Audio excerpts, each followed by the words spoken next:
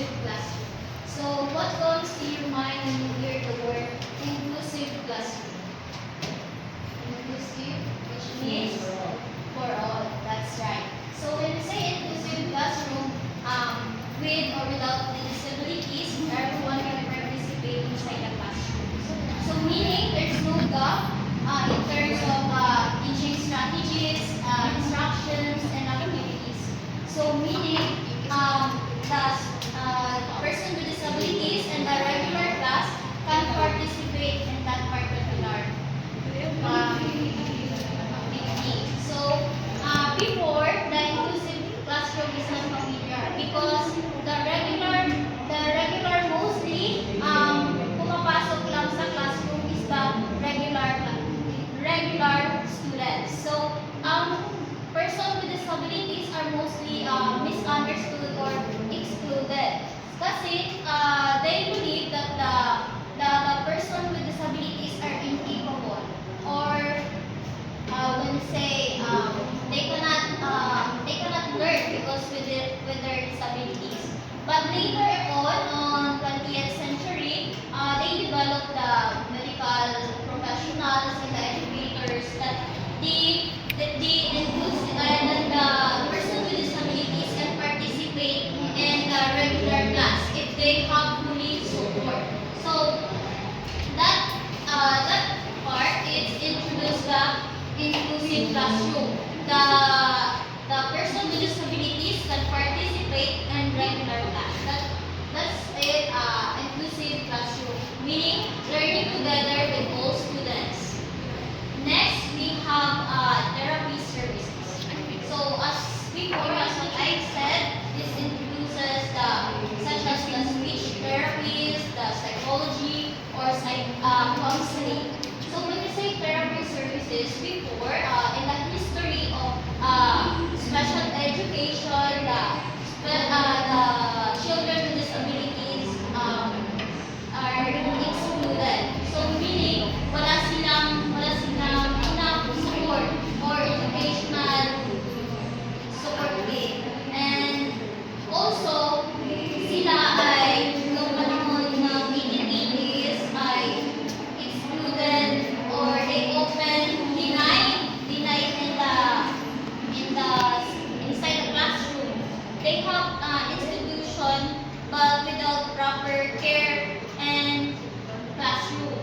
So here in the later on then sa 20th century na develop dito yung mga services na therapy for them in order for them sa mga special person with disabilities to participate or they have therapy in order to help them their condition.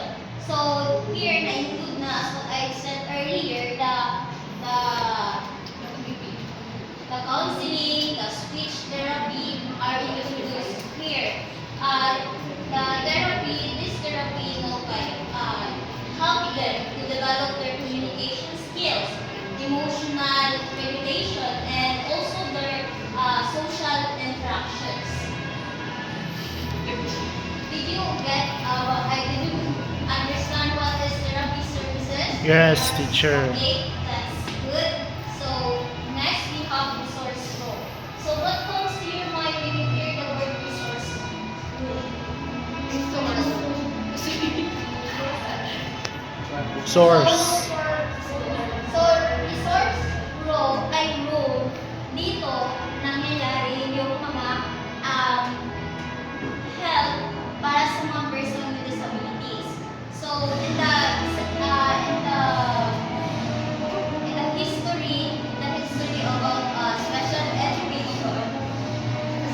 education mo kay ang person with disabilities kay once na segregated sila sa mga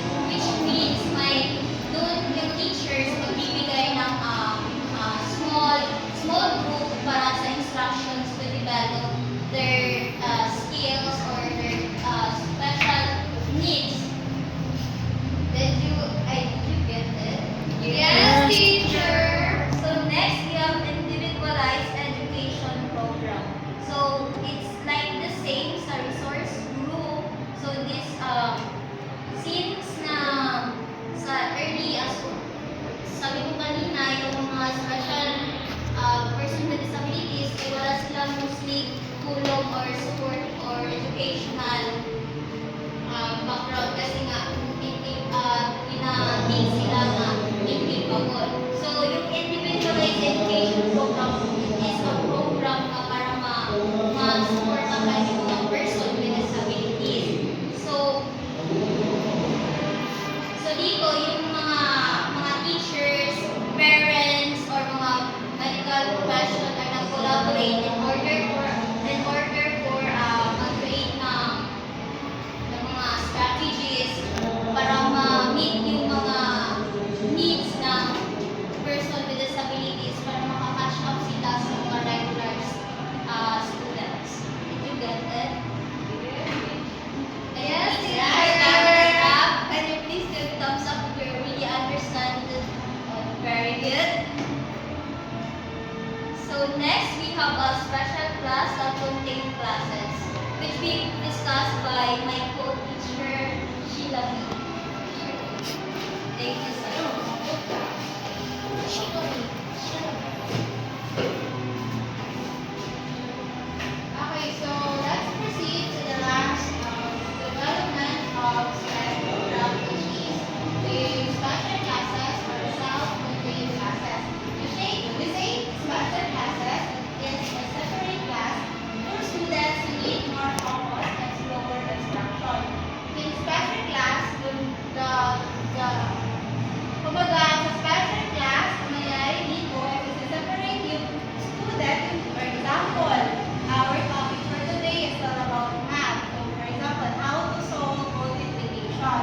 Kunwari, kahit paulit-ulit namin teacher i-discuss or explain kung ano yung how to solve multiplication, tapos sa halalan, hindi niya mag-gets kung paano i-solve yung 2 times 2. So, ngayon, ang gagawin ni teacher is separate niya si Helen sa mga kaklase niya para hindi siya mag-pressure.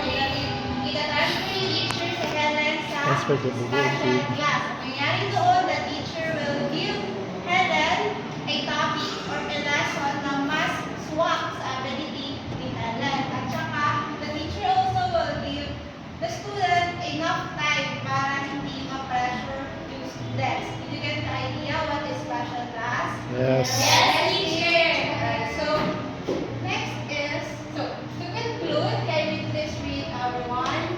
Special education has grown and improved through time. Before, many learners were left behind, but today there are given equal opportunities to learn. This teaches us that every child is important and deserves education, no matter their differences. We should appreciate SPED because it helps build a more understanding and inclusive society. Okay, thank you. So, in short, special education is important to those students na merong special needs or merong disabilities.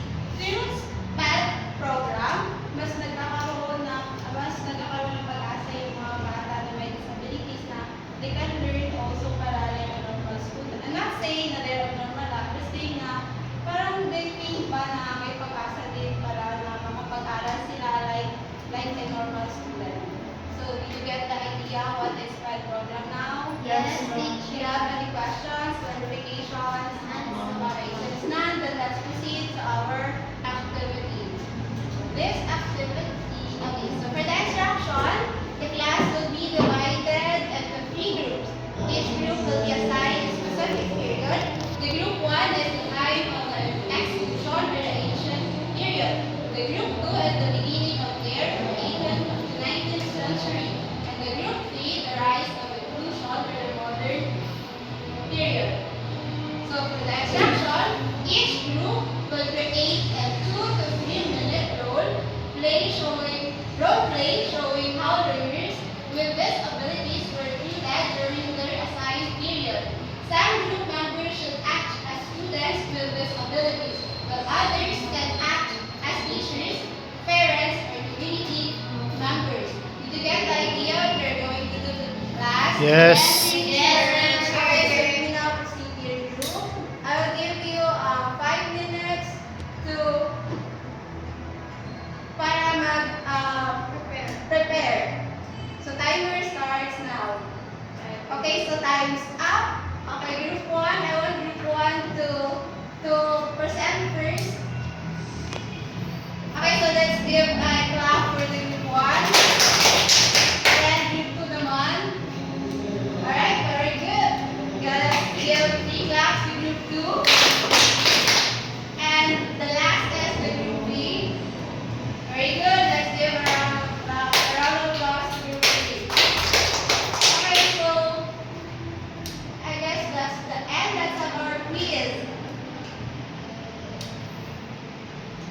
Okay, let's get one more sheet of paper.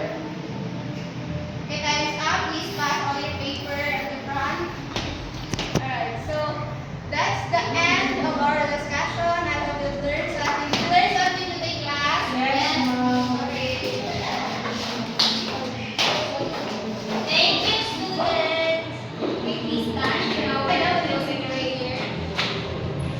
In the name of the Father, and of the Son, and of the Holy Spirit. Amen. Glory be to the Father, and to the Son, and to the Holy Spirit, as it was in the beginning, is now, and ever shall be, world without end. Amen. Our Lady of the Assumption, lead us closer to Jesus, your Son. In the name of the Father, the Son, and the Holy Spirit. Amen. Okay, class. Goodbye, class. Goodbye, and thank you, teachers. Okay. Mrs. bye. Dongan. See you